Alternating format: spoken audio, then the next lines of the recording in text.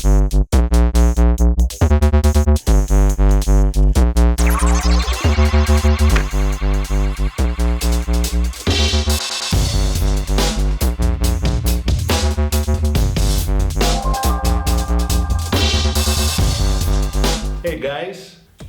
πρώτο review είχε αρκετή επιτυχία, έγινε πολλή κουβέντα γύρω από αυτό, τα views ανεβαίνουν συνέχεια, οπότε πάμε γρήγορα στο δεύτερο.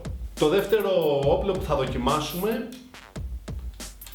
είναι ένα από τα αγαπημένα μου, ένα από τα όπλα που έχουν μόνιμη θέση στο σάκο μου και θα στεναχωρήσω με αυτό τους φίλους των υπερκανονιών. Είναι το μεγάλο μου όπλο για τα μεσογειακά νερά και δικαιολογημένα.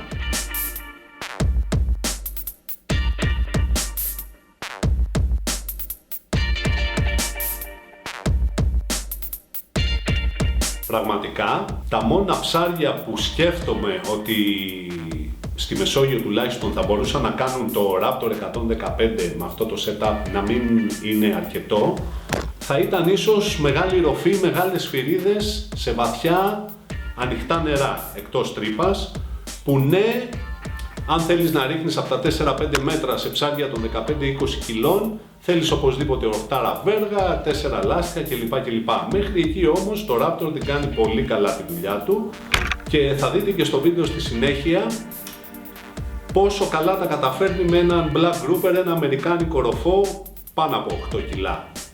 Μιλώντας για το όπλο που χρησιμοποιήθηκε λοιπόν στην Αμερική, να πω ότι για να αποφύγουμε το customization του δικού μου όπλου, όπως η παλιά λαβή και κάποια άλλα πραγματάκια, πήρα ένα όπλο ακριβώς όπως το βγάζει η εταιρεία και μάλιστα όπως το προτείνει η εταιρεία, που είναι με ίδια βέργα, 1,5 μέτρο 7 χιλιοστά πάχος, αλλά με 3 14 λάστιχα αντί για 16 που έχω βάλει εγώ. Τα 14 κομμένα με μεγαλύτερο συντελεστή στο 3,3 έως 3,4, ούτως ώστε να πετυχαίνουμε ακόμα μεγαλύτερη επιμήκυνση. Θα έλεγα ότι για κάποιον που δεν ενδιαφέρεται να αλλάζει συχνά τα λάστιχά του, το 14 είναι καλύτερη επιλογή. Γιατί και οπλίζεται πιο εύκολα και έχει λιγότερη ανάκρουση. Βέβαια, επειδή είναι λεπτό λάστιχο και το κόβουμε με μεγαλύτερο συντελεστή και το τανίζουμε πάντοτε σχεδόν στα όρια της ελαστικότητάς του, πεθαίνει, που λέμε στην καθομιλούμενη μας, γρήγορα.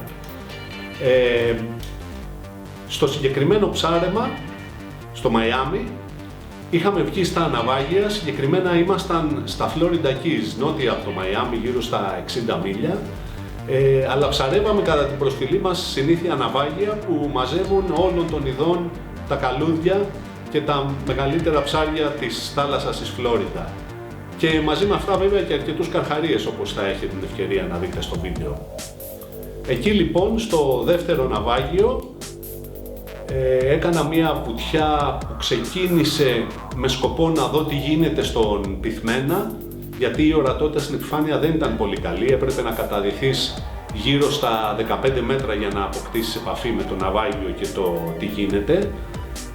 Η άμμος, εκεί που ήταν ακουμπισμένο το ναυάγιο, ήταν στα 36 μέτρα.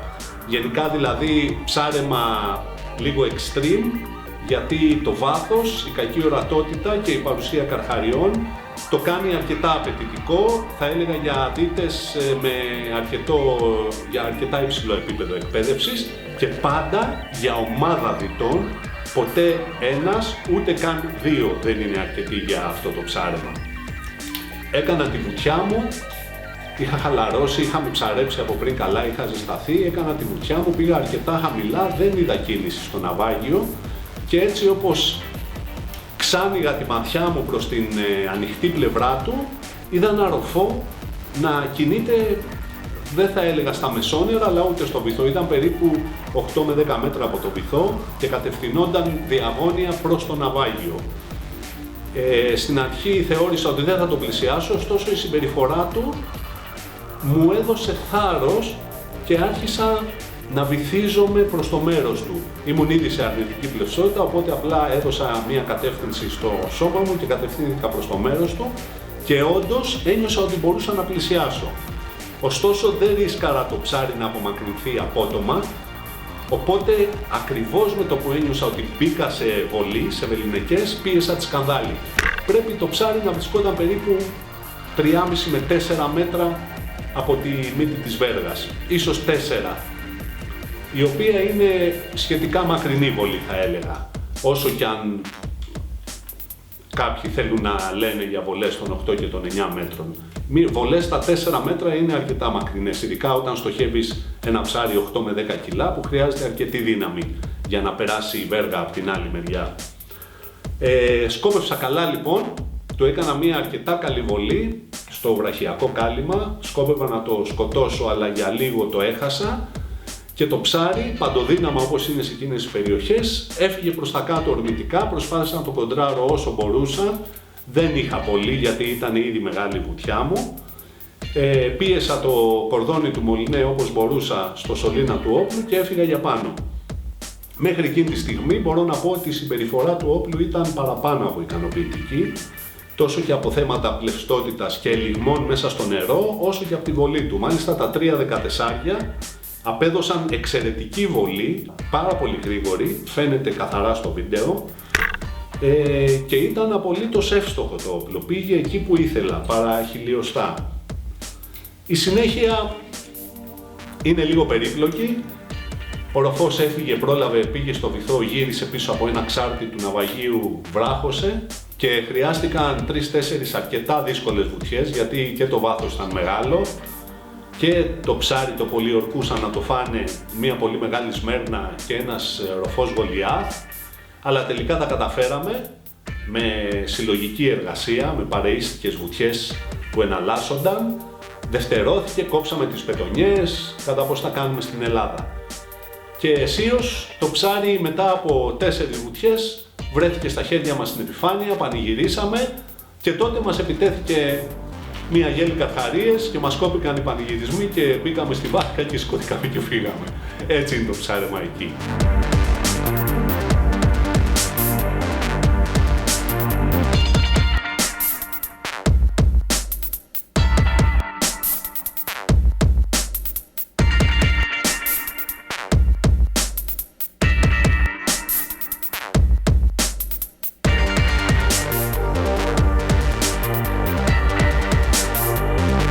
Συμπερασματικά θα έλεγα ότι το Raptor είναι ένα εξαιρετικό όπλο, πάρα πολύ καλές βολές, πολύ καλό ζύγισμα μέσα στο νερό, που απευθύνεται τόσο σε έναν πολύ απαιτητικό μεσογειακό, όσο και σε έναν κυνηγό των ωκεανών για το ψάρεμα στον ύφαλο. Θα τα πούμε σύντομα.